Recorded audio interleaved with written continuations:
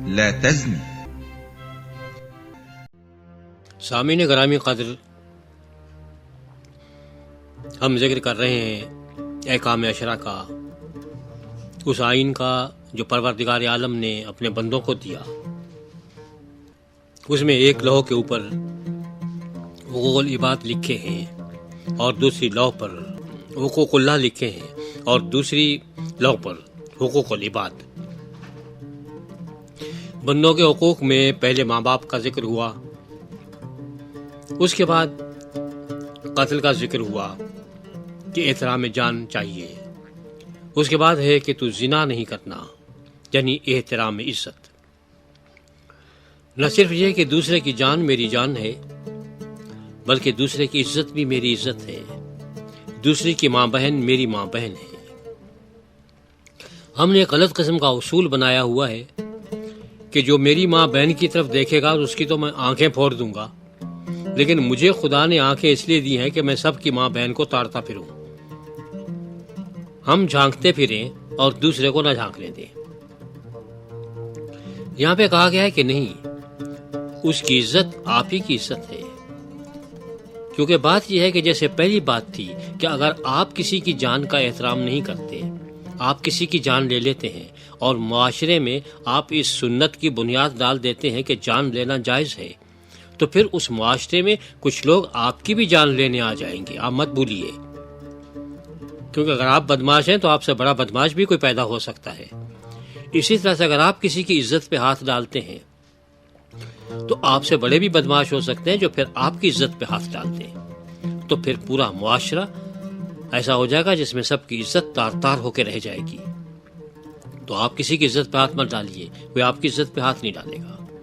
آپ کا بلکہ فرض یہ ہے کہ آپ کے دوسرے کی عزت کا تحفظ کریں. صرف یہی نہیں کہ اس پہ ہاتھ نہیں ڈالیں، اس کا تحفظ کرنا بھی آپ پر فرض ہے. یہاں ان دو احکام کی ترتیب کو دیکھ کے ذہن میں ایک سوال اٹھتا ہے کہ یہاں پہ پہلے یہ کہا گیا ہے کہ تم کسی کی جان نہیں لینا، اور دوسرے حکم میں یہ کہا گیا ہے کہ تم کسی کی عزت پہ ہاتھ نہیں ڈالنا. حالانکہ جان کے مقابلے پہ عزت کی زیادہ اہمیت ہے. آدمی عزت بچانے کے لیے جان پہ کھیل جاتا ہے، تو پہلے نام ہونا چاہیے تھا کہ تم کسی کی زنا نہیں کرنا، اور پھر بعد میں ہونا چاہیے تھا کہ تم خون نہیں کرنا. یہاں ترتیب الٹی ہے کہ خون نہیں کرنا اور پھر کہا کیا کہ تم زنا نہیں کرنا. تو کیا واقعی ترتیب وہ ہونی چاہیے؟ لیکن آپ یہ دیکھیں کہ اصل میں بات یہ نہیں کہی جا رہی. قتل کرنے کی بات ہو رہی تھی کہ قتل نہیں کرنا ہے کسی کو، اور اس قتل کرنے کی مثالیں دی جا رہی ہیں. ایک مثال، اگر آپ نے والدین کا احترام نہیں کیا، ان کی بے حرمتی کی، ان کی توہین کی، ان کی شان میں گستاخی کی، بدتمیزی کی، تو آپ نے اپنے والدین کو اپنے ہاتھوں سے قتل کر دیا. اگر آپ نے کسی کی عزت لے لی، آپ نے اسے قتل کر دیا. آپ نے کسی کا مال ہتھیا لیا، چوری کی، ڈاکہ ڈالا، آپ نے اسے قتل کر دیا. کسی کو عزت کے اعتبار سے قتل کیا، کسی کو معاشیات کے اعتبار سے قتل کیا. چوری کرنا اس کو معاشی طور پر قتل کرنے کے برابر ہے کہ اب اس کے پاس کچھ بھی نہیں رہتا، یا وہ بھیک مانگے یا وہ بھوکا مر جائے. اور جس کی آپ نے عزت پہ ہاتھ ڈال دیا ہے، آپ نے اس کا بھی قتل کر دیا ہے، اب اس معاشرے میں منہ دکھانے کے قابل نہیں رہتا ہے. تو یہ قتل کرنے کی مختلف مثالیں ہیں. اس لیے سب سے پہلے قتل کا ذکر کیا گیا کہ قتل نہیں کرنا، جان لے کے بھی قتل نہیں کرنا، اس کی عزت پہ ہاتھ ڈال کے بھی قتل نہیں کرنا، اس کی آبرو پہ ہاتھ ڈال کے بھی قتل نہیں کرنا، اور اس کے مال پہ بھی ہاتھ ڈال کے قتل نہیں کرنا. یہ قتل کرنے کے مختلف طریقے ہیں. جس معاشرے میں کسی کی عزت محفوظ نہ ہو، کیا وہ معاشرہ انسانی معاشرہ کہلانے کے قابل ہے؟ آج ہم جب اپنا اخبار اٹھا کے دیکھتے ہیں تو ہمیں چاروں طرف یہی خبریں دکھائی دیتی ہیں کہ کسی کی عزت لوٹ لی گئی اور کہیں عزت کے نام پہ کسی کو قتل کر دیا گیا. شاید یہ بھی ایک بات معلوم ہوتی ہے کہ یہ قتل اور زنا کا جو ایک ساتھ تذکرہ کیا گیا ہے کہ ہمارے معاشرے میں اس زنا کے یا تو الزام لگا کے یا حقیقت میں قتل کر دیا جاتا ہے، کاروکاری کی جاتی ہے کہ قتل کا اور زنا کا بہت گہرا تعلق ہے. اس لیے دونوں کو ساتھ ساتھ ذکر کیا گیا کہ عزت کے نام پہ بہت سے قتل ہو جاتے ہیں اور قتل کرنے کے لیے آپ بہت سوں کی عزت لے لیا کرتے ہیں۔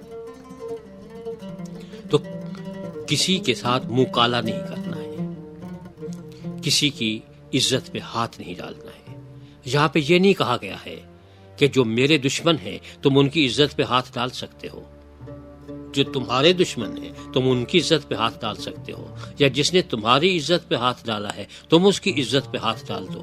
نہیں، کہا گیا ہے کہ نہیں، کسی کی بھی عزت پہ ہاتھ نہیں ڈالنا ہے، کسی کے بارے میں بھی ایسی بات سوچنا نہیں ہے، زنا کا ارتکاب نہیں کرنا ہے، کیونکہ یہ وہ جرم ہے جو کہ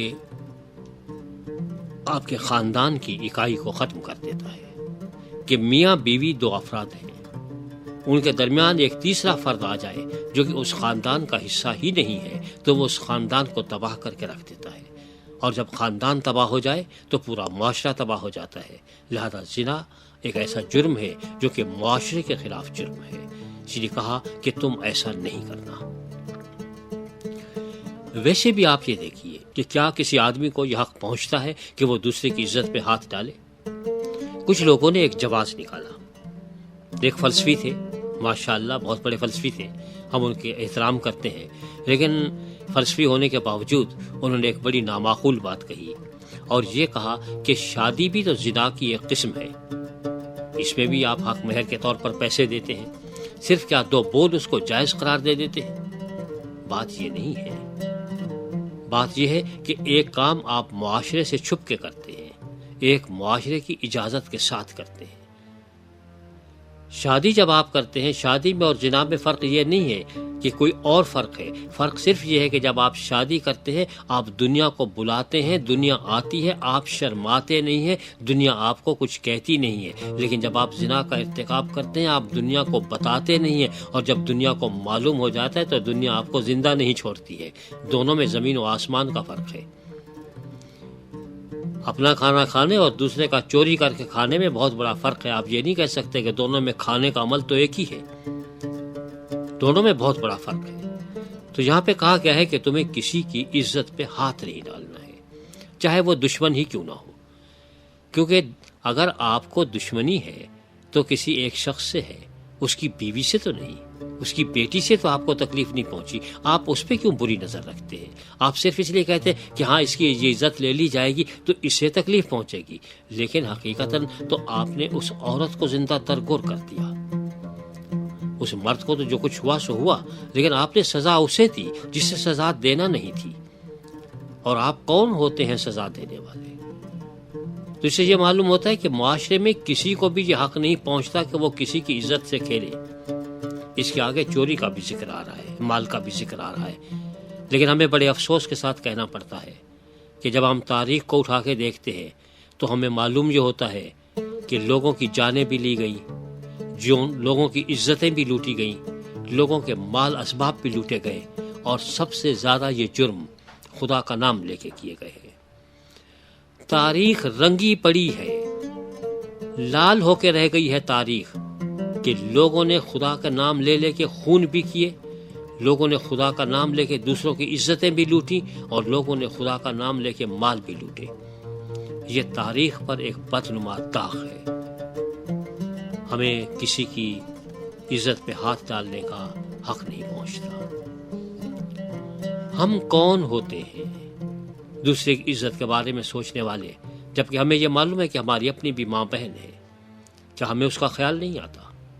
ہمیں یہ سوچنا چاہیے کہ آج یہ جو ہم نے کسی کی عزت پہ ہاتھ ڈالا ہے تو کل کو کوئی ہماری عزت پہ ہاتھ ڈالے گا، اور اگر یہ سلسلہ بڑھ چلا تو پھر یہ وہ بے غیرتوں کا معاشرہ ہو جائے گا جس میں کسی کی عزت محفوظ نہیں ہوگی۔ یہ آزاد لوگوں کا معاشرہ نہیں ہوگا۔ پروردگار نے پریمبل میں فرمایا تھا کہ تمہیں میں نے آزاد کیا ہے۔ آزادی کا مطلب یہ نہیں کہ آپ دوسرے کی جان لے لے، دوسرے کی عزت لے لے، دوسرے کا مال لے لے۔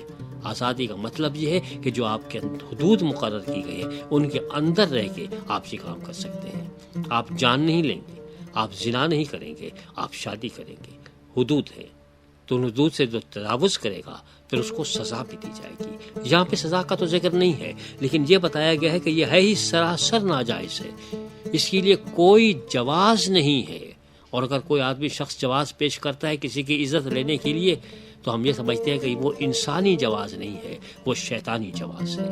انسانی معاشرے میں انسان کی عزت محفوظ ہونی چاہیے، اور جس معاشرے میں عزت محفوظ نہیں ہے وہ انسانی معاشرہ نہیں۔ آئیے ہم اور آپ یہ عہد کریں کہ ہم اس معاشرے کو، اپنے معاشرے کو انسانی معاشرہ بنائیں گے، شیطانی معاشرہ نہیں۔